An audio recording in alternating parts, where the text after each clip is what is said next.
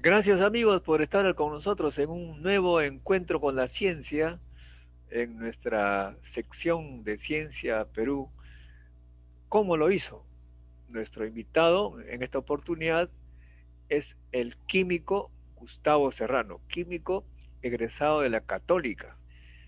Y claro, uno piensa un químico de laboratorio muy centrado en sus investigaciones, lo que ha sido, por supuesto, Gustavo Serrano, pero hoy es empresario, emprendedor.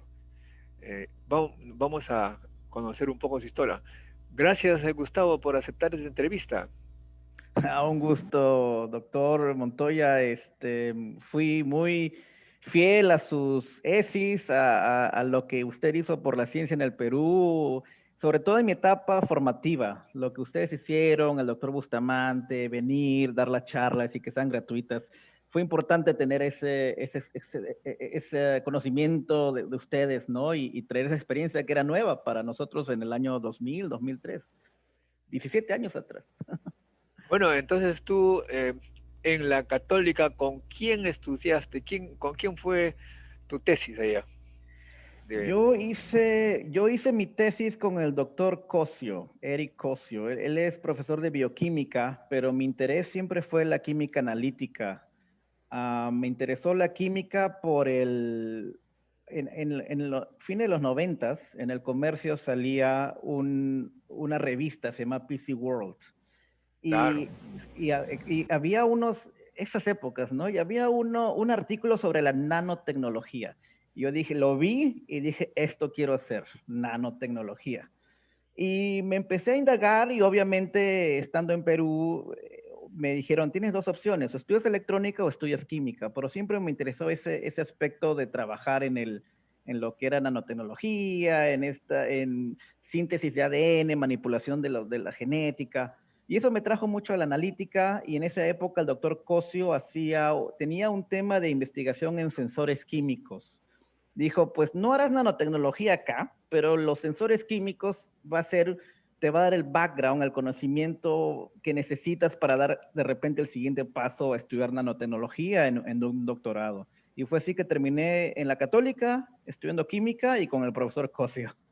Qué bien. ¿Y cómo es que iniciaste el proceso para viajar a Estados Unidos? Muchos estudiantes quieren hacer eso, pero a veces les falta información. ¿Cuál es el proceso? Sí, hay dos aspectos que quiero tocar. El primero es que, al menos en la Universidad Católica, y yo sé que también en la San Marcos, en la Uni, los profesores generalmente han hecho su doctorado en otros países. Así que escuchar esas experiencias creo que fue el motor inicial de decir, si quiero mejorar, si quiero realmente hacer algo vocacional en cuanto a mis talentos, tengo que emigrar. Eso me lo pusieron acá en el cerebro, que cuando yo egresé decía, tengo que emigrar, punto. O quedarme no era opción porque adoro Perú, pero estábamos limitados en esa época. Aún es un reto hacer ciencia en Perú.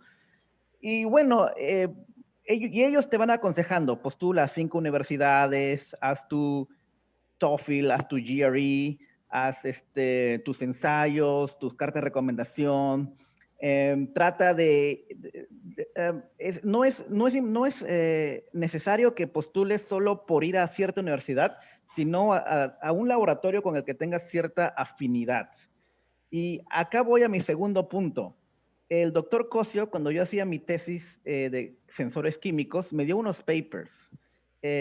Estamos hablando, yo estaba en tercer año de universidad, recién ingresaba a facultad, en la Católica los dos primeros son generales ciencias y luego pasé a facultad, y me dio unos papers, y dice, un paper, ¿qué es un paper? ¿No? Pero ahí vas leyendo, vas entendiendo, y vi a los autores y les escribí un email. Así de simple. Vi un paper, el autor, doctor Edward Sellers, Universidad de Michigan, y le escribí un email. Le dije, doctor Sellers, mi nombre es Gustavo, me estoy haciendo un trabajo de investigación asociado a uno de sus papers. Y, y lo más sorprendente fue que me escribió de vuelta. Entonces, eh, Eso los estudiantes piensan que es difícil que un investigador norteamericano o europeo responda, pero exacto. es lo normal, ¿no? Exactamente, por eso es importante tener primero la afinidad, conocer un poco el trabajo que están haciendo para que tú también le des cierta curiosidad. Ahora, yo le escribí a varios, ese artículo eran 6 autores. En esa época yo no sabía que el último autor era el principal investigator, el investigador principal. Luego me di cuenta y felizmente él fue el único que me respondió. Los otros no me respondieron. Otros papers también me respondieron, pero y con Sellers empezamos a hablar mucho, intercambiar emails, me dijo, tu reto es esto, trata esto, intenta esto. Y ya cuando egresé, me dijo, bueno, veo que tienes mucha experiencia en mi trabajo de investigación, ¿por qué no postulas y vienes a la Universidad de Michigan? Y yo dije, ni siquiera sabía dónde queda, excepto Michigan, Ann Arbor, ¿no? Y postulé y me dio una beca y con eso hice la maestría y el doctorado. Y él fue mi asesor y hace unos meses se acaba de retirar y hasta ahora tengo conversación con él, pero un excelente advisor. Fue mi advisor desde que yo estaba en Perú, en verdad, me ayudó mucho, me sigue ayudando, pero es eso, ¿no? Y yo creo que es no tener miedo, ser un poco curioso, perspicaz, no mandar emails así como estándar, sino averiguar lo que hace un profesor y ver, porque de repente tienen financiamiento, ¿no? Pero es eso, es dejar esa timidez y dar ese salto. Al fin, no pierdes nada. Y esa fue la manera en que yo terminé en Michigan y hice mi maestría y doctorado ahí. Qué bien. Y también en caracterización de materiales. Sí, sí, exacto. Lo curioso fue que yo hice sensores químicos, pero con el doctor Sellers, cuando fui a su laboratorio, me dijo, los sensores químicos tienen ciertas limitaciones en cuanto a análisis de volátiles, mezclas complejas, porque si haces 4 volátiles, puedes usar sistemas estadísticos, en inglés, Neural Network Analysis, ¿no? O PCA, Principal Component Analysis, pero si tienes 50 o 100 compuestos, como es en la vida real, un sensor está muy limitado. Entonces, lo que se requiere es una fase de separación previa. ¿Y qué es eso? Es cromatografía.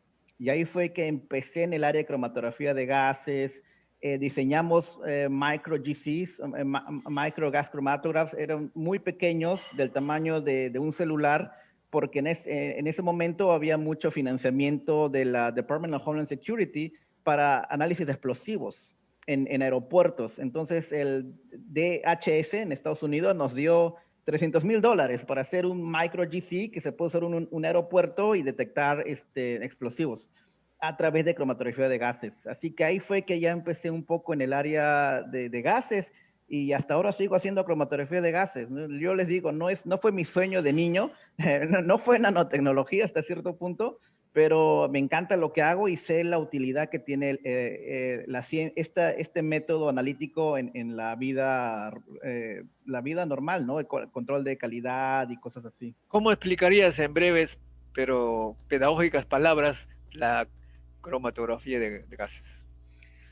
Cromatografía de gases es la técnica por excelencia para análisis de compuestos volátiles y gaseosos. Ese es el aspecto científico y la aplicación es incluso si tú vas a un supermercado y tú ves, te compras tus galletas y ves el análisis nutricional, dice 0 grasas trans, ¿no? Para llegar a ese número han tenido que utilizar cromatografía de gases, porque se usa mucho, por ejemplo, para análisis de ácidos grasos, análisis de aceite de pescado, se usa para solventes residuales en compuestos farmacéuticos, se usa para análisis de pesticidas en alimentos, creo que ese es el mercado más grande actualmente. Así que ese concepto de relacionar, ¿no?, la parte de aplicación con la ciencia es actualmente en lo que yo trabajo también. Pero la técnica, digo, ¿en qué consiste? ¿Qué, Sí, qué se hace con los gases? sí. En cromatografía de gases, la separación se lleva a cabo por 2 fases, la móvil y la estacionaria. La fase estacionaria generalmente es un polímero, polidimetilsiloxano, y lo que se hace es se va variando ciertos ligandos. Se le agrega un polidimetilsiloxano, se para a través de un método de partición por punto de ebullición. pero también se puede separar por polaridad. Y actualmente lo que es el R&D en cromatografía de gases es explorar nuevas fases estacionarias que te den nuevos mecanismos de separación, absorción, partición. Por ejemplo, ahorita están los iones líquidos que son muy polares, metal nanoclusters también se utilizan otros tipos de polímeros a los cuales le puedes ajustar la porosidad para poder discriminar ciertos compuestos de diferentes pesos moleculares. Así que hay mucha investigación aún, pero el corazón de la fase del cromatografía de gases es el equipo en donde se volatiliza el compuesto generalmente en líquido en el inyector y pasa por una columna que tiene polidimetilsiloxano. Pero la separación también depende del gas portador, generalmente es helio o hidrógeno, y si quieren saber un poco más, el fundamento se llama la ecuación de Golay. Ese explica todo lo que pasa dentro del tubo capilar en donde ocurre la separación. Ahora bien, en este momento, tú estás un poco emprendiendo cosas ¿ah? Sí, ¿qué pasa? Este era otro punto que quería tratar hoy porque yo sé que a ustedes, los chicos que están estudiando carreras de ciencia como química, física o ingenierías, de repente uno cree que Destino, su su destino. futuro, su destino es ser profesor o es ser investigador o trabajar en un laboratorio, lo cual es muy probable. Pero no cierren las puertas a otras oportunidades. ¿Qué pasa? Yo cuando estaba en Sigma Aldrich, que es una de estas empresas grandes de compuestos químicos, es el típico frasco blanco y la tapita roja, es típico de Sigma Aldrich. Estaba haciendo un trabajo de investigación y, y gastábamos un montón de dinero y no vendíamos mucho. Decían, bueno, le dije al manager de R&D, estamos gastando $100,000 y estamos vendiendo 5,000 al año. O sea, yo no entiendo el propósito, ¿no? Y me dijo, estás hablando como marketing. Dice, ¿qué es marketing? ¿No? Para mí marketing era pues vender detergentes, no sé, era los colores del envase. Y me dijo, eso es marketing, ¿no? Es el valor, estudiar el valor agregado, el concepto de comercialización, de escuchar a los clientes y venir con un producto, todo nuevo para mí, era como volver a la universidad. Y, y este R&D Manager me dio la oportunidad de hacer mi MBA, que lo terminé en el 2017, y de pasarme al área de marketing. Y ahí fue donde empecé a ver el otro aspecto de la cromatografía de gases, más allá de lo que acabamos de hablar del fundamento básico. Era ver la competencia, de cómo crecer mercado.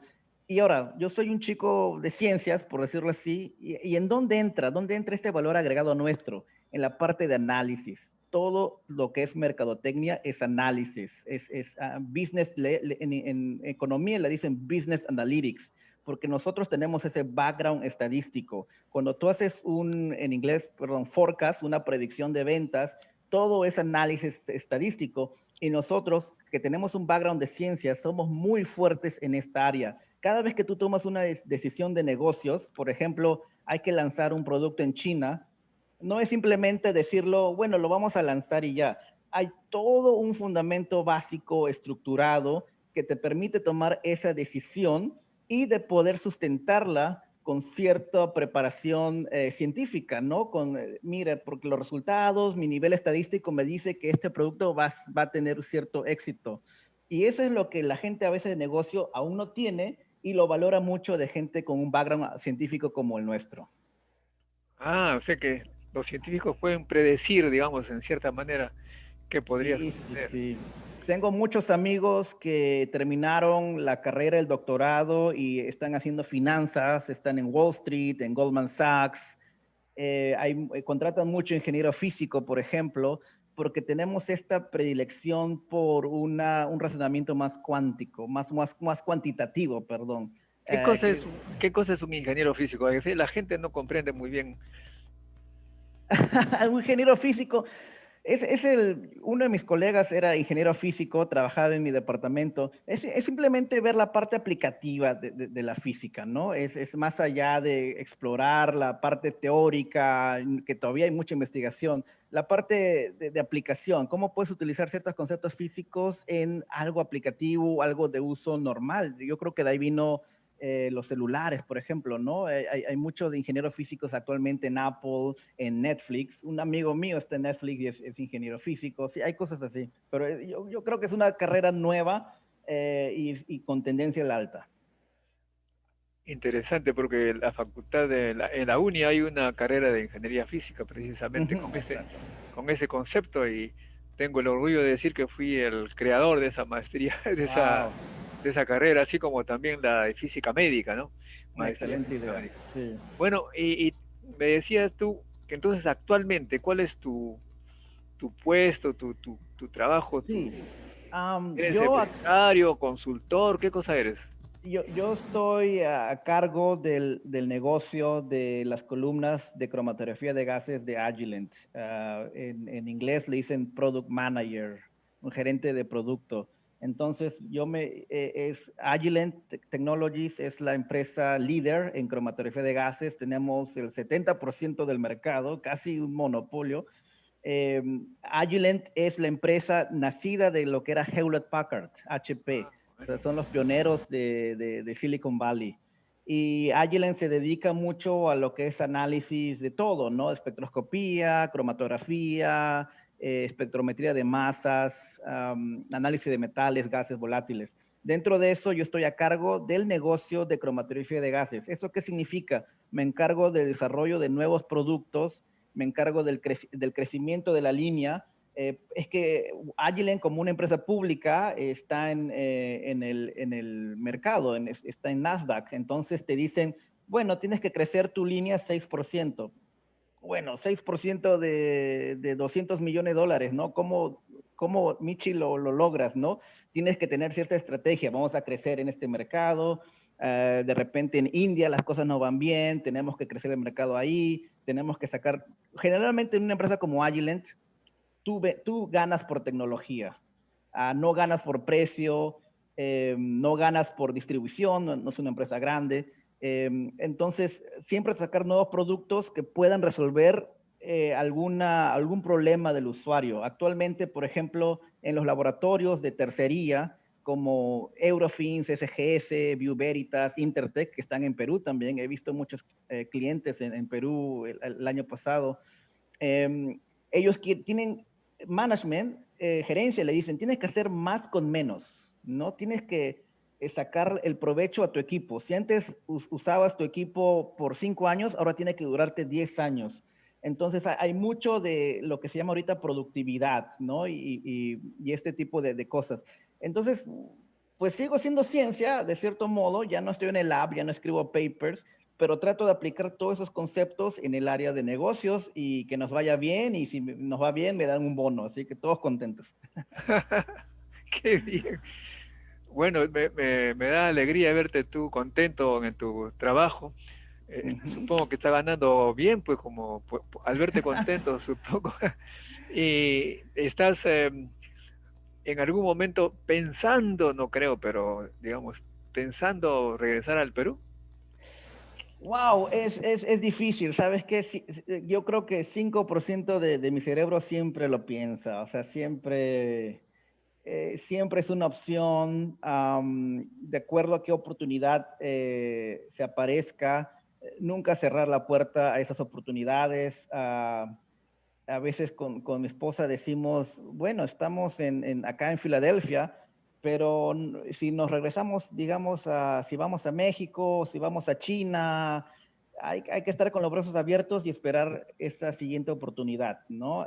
Así es la vida. Yo soy de Lima, de Jesús María, terminé estudiando en Ann Arbor, en una de las mejores universidades del mundo, ¿no? Ahora estoy en una excelente empresa acá en Filadelfia. ¿Dónde te lleva la vida? No hay que tener un mapa, ¿no? Porque si sales de tu mapa, de repente te sientes mal. Hay que nomás tirar los dados, trabajar mucho para que las buenas oportunidades aparezcan. Y si esa oportunidad es en Perú, bienvenido sea, hasta mejor, ¿no? ¿Y tu esposa es norteamericana, peruana o qué nacionalidad? Ah, mi esposa es mexicana, ella trabaja también para Agilent, ella es científica de aplicaciones de espectroscopía. Ah, Así qué que son bien. una pareja bien científica. Bueno, bueno. Bueno, finalmente me dice que tú has ido a varios ESIs. El ESI Sí. pues traía gente, como tú has dicho, Carlos Ujú. Bustamante, y también ha puesto en contacto a jóvenes con científicos que vienen de fuera, y allí también han encontrado algunos su camino al exterior. Sí. Los jóvenes están partiendo de Perú, algunos regresan y Ujú. algunos hacen contactos. Ujú. Eh, lo bueno es que nunca pierden esa comunicación. Exacto. Bueno, gracias por esta entrevista, Gustavo. Me Ujú. alegra ver cómo los peruanos están triunfando cada uno en su campo y espero Gracias. pues que todo vaya mejor. Unas palabras para la juventud peruana. Sí. ¿Qué decirle para que triunfe, para que Ujú. no siga tu camino necesariamente, pero que más o menos Por decirle supuesto. el esfuerzo paga? Exactamente. Y mira que lo escribí, porque dije, tengo que apuntarlo para no olvidarme. Hay tres cosas importantes. El primero, o sea, yo me fui por no ser tímido, por mandar estos emails, por esta curiosidad. Cuando estás en carrera te nace cierta afición. Quieres hacer química orgánica, síntesis inorgánica, quieres hacer analítica. Ah, no, actualmente mandar un correo a un profesor y que te abra las puertas es muy, muy factible. No tener miedo de mandar estos emails. Siempre no mandarlos por mandar. Haz tu research, haz tu investigación, ve lo que están trabajando y ve cómo venderte eventualmente, ¿no? Para que vean que eres un buen candidato cuando postules.